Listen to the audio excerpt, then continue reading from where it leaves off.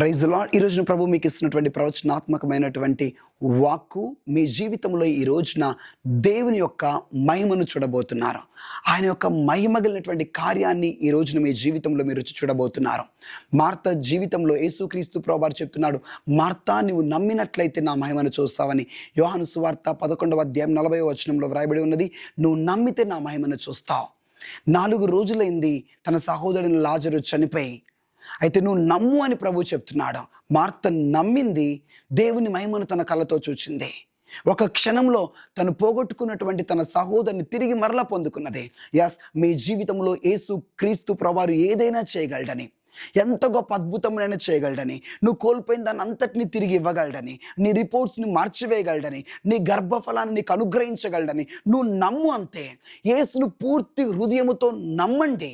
ఎంత అధికంగా నమ్మగలరో అంత అధికంగా హృదయపూర్వకంగా మీరు నమ్మండి. అంత గొప్ప మహిమను చూడబోతున్నారు. ఎంతగా నువ్వు విశ్వసిస్తావో, ఎంతగా నువ్వు నమ్ముతావో అంతగా ఆయన మహిమను నువ్వు చూడబోతున్నావు. God bless you. Praise the lord.